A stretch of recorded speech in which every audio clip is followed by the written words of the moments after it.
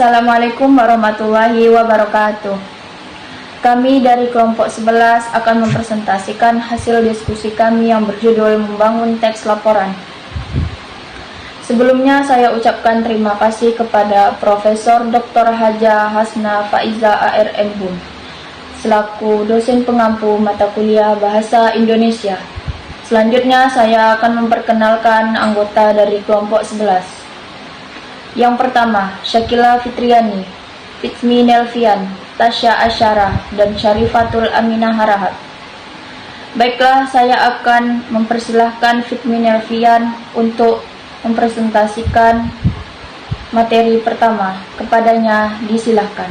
Baik, terima kasih kepada Tasya yang telah memberikan kesempatan kepada saya. Di sini saya akan menjelaskan pengertian dari teks laporan. Teks laporan adalah tulisan yang berisi penyampaian informasi atau hasil pengamatan, penelitian, atau kegiatan tertentu secara sistematis, faktual, dan objektif. Laporan biasanya disusun agar pembaca dapat memahami suatu peristiwa atau hasil kegiatan dengan jelas dan terstruktur. Selanjutnya itu ada fungsi teks laporan. Fungsi teks laporan itu ada 4. Yang pertama itu menyampaikan informasi faktual kepada pembaca. Yang kedua itu memberikan gambaran secara sistematis tentang suatu objek, peristiwa, atau kegiatan. Nah, maksud dari memberikan gambar yang sistematis itu untuk membantu pembaca agar dapat memahami suatu topik atau isu dengan lebih baik. Kemudian yang ketiga itu menjadi bahan pertimbangan dalam pengambilan keputusan. Nah, tujuan dalam pengambilan keputusan itu untuk suatu adanya topik atau isu yang tidak pasti. Kemudian yang terakhir itu ada melatih keterampilan menulis secara logis, runtut, dan objektif. Di sini saya akan melanjutkan penjelasan teman saya. Saya akan menjelaskan mengenai struktur membangun teks laporan. Pertama ada halaman judul. Halaman judul mencakup judul laporan, nama penulis, nama institusi, dan tanggal. Yang kedua ada abstrak. Abstrak menyajikan ringkasan singkat tentang laporan, termasuk latar belakang, tujuan, metode, hasil, dan kesimpulan. Yang ketiga ada kata pengantar. Kata pengantar menyajikan ucapan terima kasih dan pengantar laporan. Yang keempat ada daftar isi. Daftar isi menyajikan daftar bab dan subbab. Yang kelima ada bab pendahuluan. Bab pendahuluan ini menyajikan latar belakang, tujuan, ruang lingkup, dan batasan masalah. Yang keenam ada bab isi. Bab isi menyajikan hasil penelitian, analisis data, dan temuan-temuan yang relevan, serta pembahasan hasil. Yang ketujuh ada bab kesimpulan. Bab kesimpulan ini menyajikan ringkasan hasil laporan dan rekomendasi-rekomendasi yang relevan. Yang kedelapan ada daftar pustaka. Daftar pustaka menyajikan sumber-sumber yang digunakan dalam laporan. Yang kesembilan ada lampiran. Lampiran ini menyajikan dokumen-dokumen pendukung laporan. Langkah-langkah membangun teks laporan. Yang pertama, menentukan topik laporan. Pilih topik yang jelas sesuai dengan pengamatan atau kegiatan yang dilakukan. Yang kedua, mengumpulkan data atau informasi. Lakukan observasi, eksperimen, wawancara, atau studi pustaka. Catat data faktual, hindari opini pribadi. Yang ketiga, menyusun kerangka laporan. Tentukan struktur dasar, judul, pendahuluan, isi, dan penutup. Buat poin-poin penting sebelum dikembangkan menjadi paragraf. Langkah selanjutnya adalah membangun teks laporan. Yang keempat itu menulis laporan, yaitu pendahuluan berisi latar belakang, tujuan, dan ruang lingkup. Isi laporan menjelaskan fakta hasil pengamatan atau penelitian secara sistematif.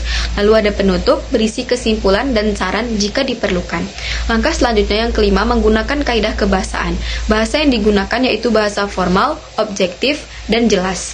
Langkah selanjutnya yang keenam yaitu merevisi laporan. Periksa kembali isi laporan, struktur laporan, dan bahasa laporan yang digunakan. Selanjutnya ada jenis-jenis teks laporan. Yang pertama itu ada teks laporan hasil observasi atau disebut dengan LHO, adalah tulisan yang menjelaskan suatu objek berdasarkan hasil observasi atau kegiatan pengamatan, baik secara langsung atau melalui hasil membaca pengamatan orang. Yang kedua, ada teks laporan hasil percobaan, yaitu tulisan yang melaporkan kegiatan percobaan, eksperimen, atau praktikum, mulai dari merumuskan tujuan hingga menarik kesimpulan. Yang ketiga, ada teks laporan peristiwa. Teks laporan peristiwa adalah teks yang memberikan informasi dan fakta tentang suatu kejadian atau peristiwa yang telah terjadi. Yang keempat, ada teks laporan kegiatan. Teks laporan kegiatan yaitu teks yang melaporkan aktivitas atau pekerjaan yang telah dilakukan sebagai bentuk pertanggungjawaban. Selanjutnya, yang kelima itu ada teks laporan perjalanan. Teks laporan perjalanan yaitu menyajikan informasi tentang fakta yang didapat dari kunjungan ke suatu tempat. Selanjutnya akan dijelaskan oleh Tasya. Terima kasih kepada Syakila yang telah mempersilahkan saya untuk menjelaskan materi berikutnya. Materi berikutnya yaitu ciri-ciri teks laporan. Yang pertama ada objektif, tidak dipengaruhi opini pribadi. Yang kedua menggunakan bahasa formal. Yang ketiga menyajikan fakta, bukan opini. Yang keempat tersusun sistematis, dimulai dari pendahuluan, isi, kemudian penutup. Ada kebahasaan teks laporan, yaitu menggunakan bahasa baku dan formal. Yang kedua mengandung fakta objektif, bukan opini pribadi. Yang ketiga menggunakan istilah teknis sesuai bidang yang dilaporkan. Yang keempat kalimat deskriptif, informatif, dan logis. Jadi kalimat deskriptif itu kalimat menggambarkan suatu objek, peristiwa, atau keadaan secara jelas sehingga pembaca bisa membayangkan apa yang kita laporkan. Berikutnya ada kalimat informatif, yaitu kalimat yang memberikan informasi faktual, data, atau pengetahuan kepada pembaca tanpa berlebihan atau bersifat subjektif. Berikutnya ada kalimat logis, yaitu kalimat yang dapat diterima oleh akal sehat, runtut, dan sesuai dengan fakta yang sebenarnya. Sekian presentasi dari kami, lebih dan kurang kami mohon maaf. Assalamualaikum warahmatullahi wabarakatuh.